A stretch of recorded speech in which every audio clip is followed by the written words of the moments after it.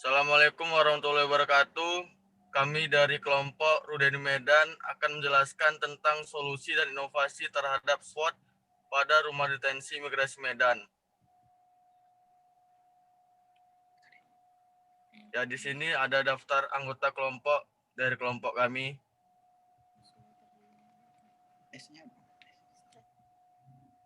Adapun SWOT terdiri dari S, strength, kekuatan, W, weakness, kelemahan, O, opportunity, peluang, T, threat, ancaman.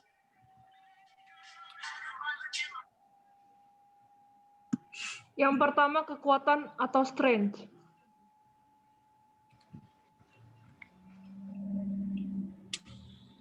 Kekuatan atau strength adalah rumah detensi imigrasi yang mempunyai kemampuan dasar untuk dapat mempertahankan integritas dan strategi yang diciptakan untuk menunjang pelaksanaan pendetensian yang ada pada Rudeni Medan. Namun, tentu diperlukan faktor pendukung yang dapat memberikan hasil yang efisien dan baik. Di antaranya, yang pertama, memberikan edukasi tambahan bagi petugas dalam bagaimana cara menangani deteni yang masuk sesuai dengan aturan undang-undang keimigrasian yang ada. Yang kedua, melakukan standarisasi pengecekan kesehatan deteni secara rutin. Yang ketiga, membuat sistem pengelolaan administrasi Rudenim terkait dengan pendetensian, pengisolasian, hingga pendeportasian. Yang terakhir, memberikan pembinaan yang dapat memberikan pemahaman kepada para deteni terhadap tindakan pelanggaran keimigrasian yang dilakukan. Yang kedua, kelemahan atau weakness. Kelemahan atau weakness dilihat dari perspektif alur pendetensian yang ada di Rudeni Medan, hampir tidak ditemukan kelemahan karena sudah sesuai dengan SOP aturan undang-undang yang ada. Namun ada beberapa dalam hal yang perlu diperhatikan seperti daya tampung atau kapasitas Rudeni Medan yang tidak dapat menampung terlalu banyak. Kemudian tenaga kesehatan yang belum memadai dalam hal penanganan kesehatan deteni. Oleh karena itu, perlu dilakukan beberapa solusi untuk memperbaiki sistem yang menjadi kelemahan tersebut. Di antaranya, yang pertama melakukan perbaikan atau menambah tenaga medis sebagai antisipasi kesehatan bagi deteni. Yang kedua, memperbarui sistem blok isolasi bagi deteni yang pertama memberikan perlawanan bagi petugas, yang kedua mengganggu ketertiban rumah detensi dan tidak mengindahkan aturan yang ada.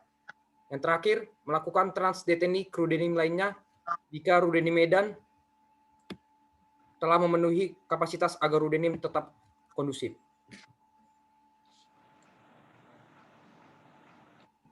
Tiga, peluang atau opportunity.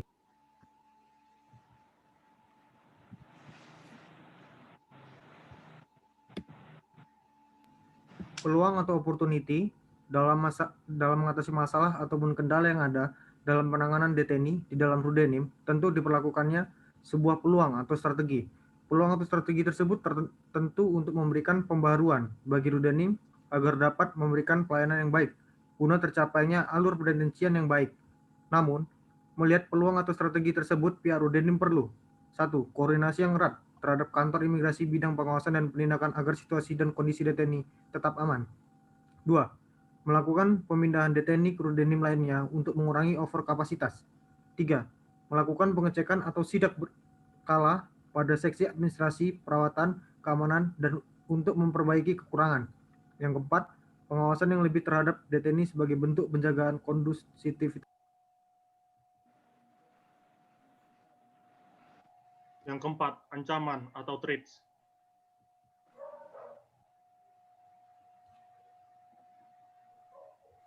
Di dalam proses deteni yang dilakukan dalam Rudenim, khususnya Rudenim Medan, tentu tidak terlepas dari berbagai ancaman yang dapat merusak sistem yang ada pada Rudenim Medan.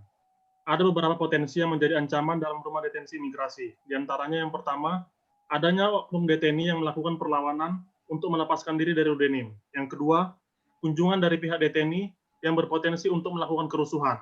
Yang ketiga, adanya aktivitas deteni yang di luar pengawasan dari bagian keamanan. Yang keempat, tidak terlaksananya aturan sebagaimana tertuliskan dalam undang-undang karena alasan situasional. Melihat beberapa ancaman tersebut, perlu adanya tindakan solutif dan inovatif agar mengurangi risiko terjadinya ancaman tersebut. Yang pertama, melakukan patroli atau pengawasan yang intensif bagi deteni atau blok yang berpotensi melakukan ancaman. Yang kedua, melakukan sterilisasi atau pemeriksaan terhadap pengunjung yang datang untuk menemui deteni. Yang ketiga, memberikan pengawasan khusus bagi DTNI yang tidak dapat menjalankan aturan yang ada. Dan yang terakhir, melaksanakan semaksimal mungkin pelaksanaan berdasarkan aturan undang-undang agar tidak melenceng dari tupoksi atau tugas pokok dan fungsi.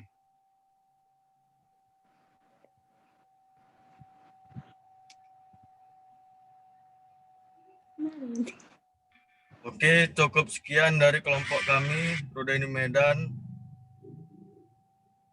Terima kasih.